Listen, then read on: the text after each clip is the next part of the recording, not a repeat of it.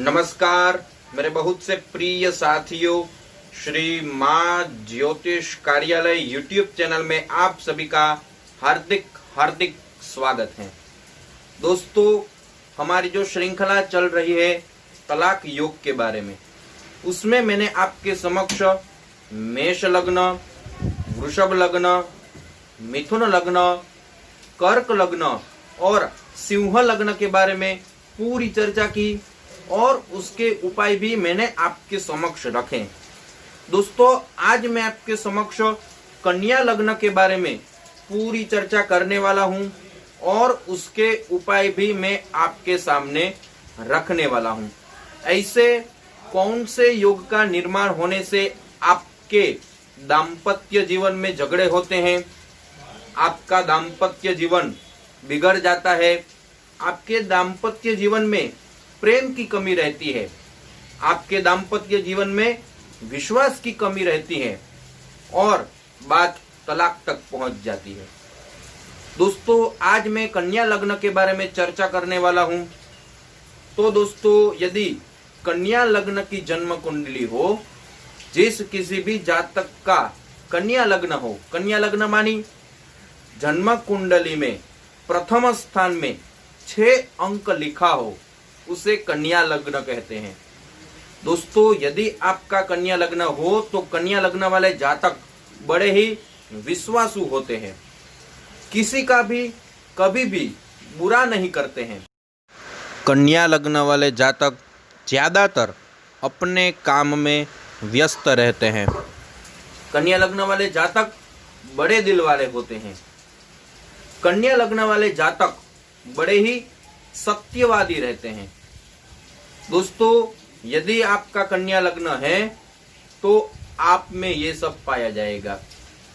दोस्तों, कन्या लग्न वाले जातक बड़े ही विश्वासु होते हैं और दाम्पत्य जीवन में यदि विश्वास टूट जाए तो ऐसी परिस्थिति उत्पन्न होती है। दोस्तों, ऐसा कब होता है, विश्वास कब टूटता है कन्या लग्न वाले जातकों का?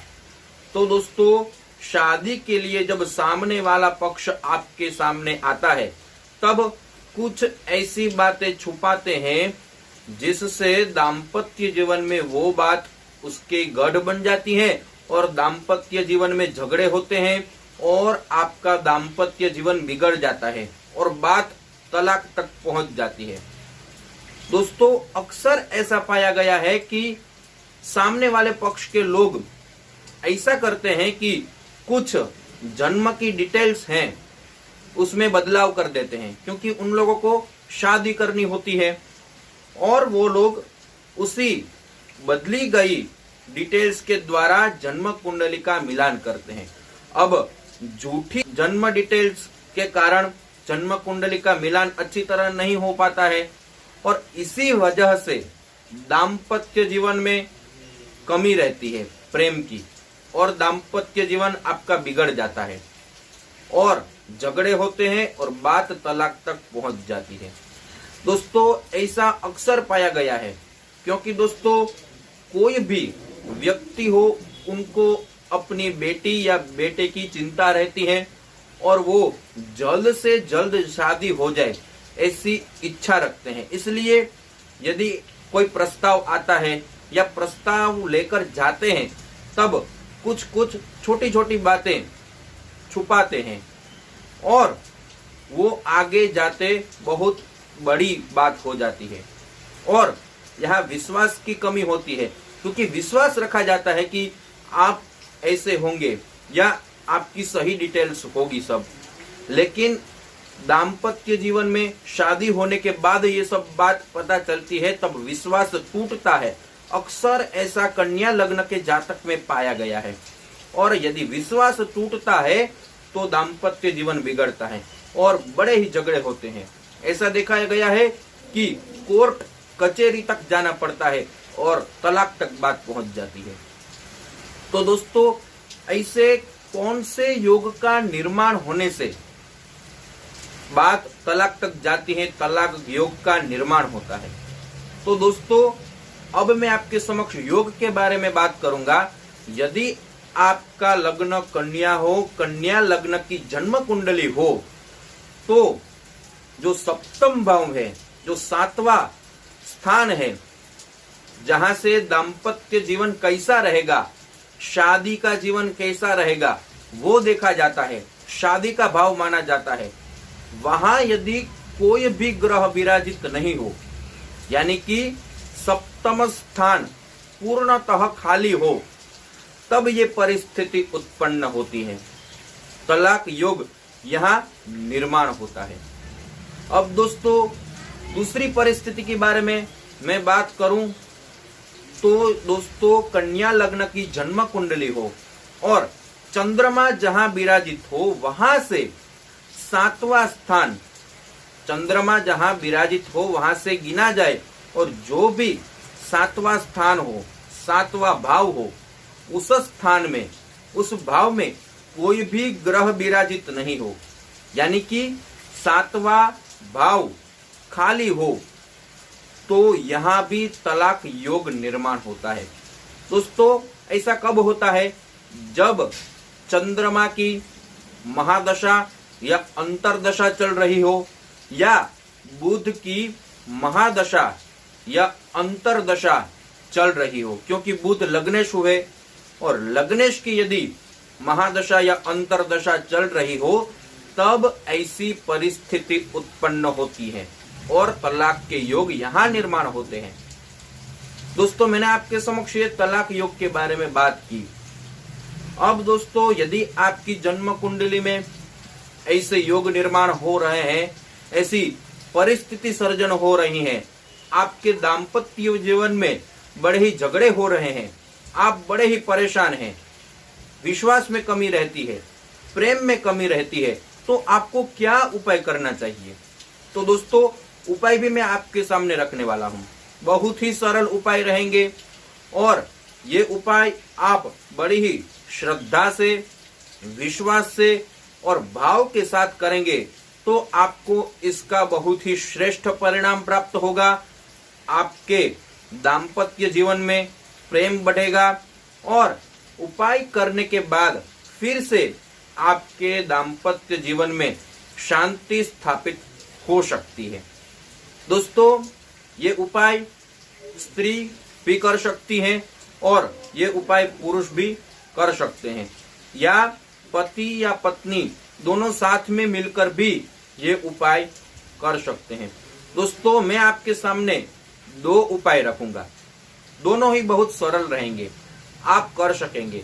लेकिन दोस्तों आपको श्रद्धा होनी बहुत ही जरूरी है। दोस्तों यदि श्रद्धा ही नहीं होगी उस उपाय में जो आप कार्य कर रहे हैं, कोई भी कार्य हो उसमें यदि श्रद्धा ना हो, भाव ना हो, विश्वास न हो, तो वो कार्य कभी भी परिपूर्ण नहीं होता है, उसका हमें कभी भी परिणाम प्राप्त नहीं होता है। इसलिए दोस्तों ये उपाय आप करें तब इसमें श्रद्धा, विश्वास होना बहुत ही जरूरी है। तो दोस्तों उपाय की शुरुआत करता हूं। तो सबसे पहला उपाय यह है कि आपको क्या करना है, आपको जल्दी सुबह प्रातः काल में उठ जाना है, आपका स्नानादि कार्य आपको परिपूर्ण कर लेना है, आपकी जो रोज की नित्य की पूजा हो वो आपको परिपूर्ण कर लेनी है और आपको पूजा का जो स्थान हो वहां आपको शुद्ध आसन बिछा करके, स्वच्छ आसन बिछा करके बैठ जाना है और आपके सामने एक चौकी रखनी है। चौकी के ऊपर पीला वस्त्र बिछाना है और आपके सामने भगवान राम और माता सीता की जो साथ में प्रतिमा हो वो प्रतिमा रखनी है, या मूर्ति भी आप रख सकते हैं। फिर आपको उनके सामने एक शुद्ध गाय के घी का दीपक प्रज्वलित करना है, धूप बत्ती लगानी है और उनको भोग अर्पण करना है। उसके बाद आपको राम रक्षा स्तोत्र का पाठ करना है। दोस्तों आप दोनों को ये पाठ करना है और बड़े ही विश्वास के साथ, बड़ी ही श्रद्धा के साथ करना है। ये पाठ आप पूरे 90 दिन यानी कि 3 मास तक ये उपाय आप करेंगे तो आपको इसका बहुत ही श्रेष्ठ परिणाम प्राप्त होगा। अब दोस्तों दूसरा उपाय मैं आपके समक्ष रखता हूं। तो आपको क्या करना है, आपको जल्दी सुबह प्रातः काल में पक्षियों को दाने डालने हैं और पानी पीने के लिए, पक्षियों को पानी पीने के लिए एक पात्र वहां रखना है जिससे पक्षियों पानी पी सके। दोस्तों आपको ये करने के बाद ही भोजन करना है। दोस्तों बहुत ही सरल उपाय है, इसमें किसी भी प्रकार का कोई भी खर्चा नहीं है और आपको ये उपाय पूरे 6 मास तक करना है। या दोस्तों आप प्रतिदिन ये करें तो आपके लिए बहुत ही अच्छा है। दोस्तों ये उपाय भी आप बहुत ही श्रद्धा से करेंगे, विश्वास के साथ करेंगे तो आपको इसका बहुत ही श्रेष्ठ परिणाम प्राप्त होगा। दोस्तों मैंने आपके समक्ष कन्या लग्न के बारे में पूरी चर्चा की। कन्या लग्न की जन्म कुंडली में कैसे तलाक योग का निर्माण होते हैं उसकी मैंने पूरी चर्चा की और उसका समाधान भी मैंने आपके समक्ष रखा। और दोस्तों जो भी लग्न बचे हैं उनके बारे में भी मैं आपके समक्ष चर्चा रखूंगा और उनके समाधान भी मैं आपके समक्ष रखूंगा। दोस्तों आप जो हमें प्यार दे रहे हैं इस सीरीज में, उनके लिए आप सभी को बहुत बहुत धन्यवाद। दोस्तों यदि ये वीडियो आपको पसंद आया हो तो जरूर से लाइक का बटन दबा दीजिए। ये वीडियो अपने फ्रेंड सर्कल में ज्यादा से ज्यादा शेयर कीजिए क्योंकि ये सुंदर जानकारी उनको भी प्राप्त हो। और जो मेरे नए दोस्त ये मेरा चैनल देख रहे हैं, इस चैनल को आपने अभी तक सब्सक्राइब नहीं किया है तो जरूर से एक बार सब्सक्राइब कर लीजिए। और दोस्तों बेल आइकन को दबाना मत भूलिए क्योंकि मेरे आने वाले सभी नए वीडियो की जानकारी सबसे पहले आपको प्राप्त हो। और दोस्तों यदि आप जन्म कुंडली का विश्लेषण कराना चाहते हैं तो यहाँ मैंने मेरे संपर्क नंबर रखे ही हैं, आप जरूर से संपर्क कर सकते हैं।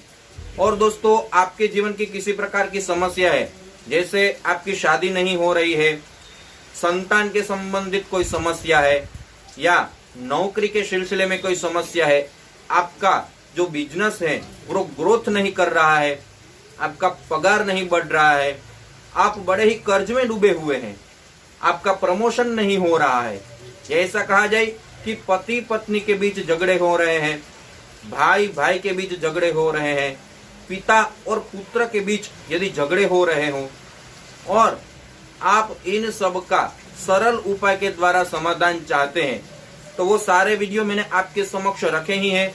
वो सभी वीडियो की लिंक मैं इस वीडियो के नीचे डिस्क्रिप्शन में रख दूंगा, वहां जाके आप अपनी समस्या का वीडियो जरूर से देखिए और अपनी समस्या का समाधान आप जरूर से पाइए। दोस्तों फिर से आप जो हमें प्यार दे रहे हैं उनके लिए बहुत बहुत धन्यवाद। YouTube के माध्यम से हमारी फिर से मुलाकात होगी। जय श्री कृष्ण, जय भगवत।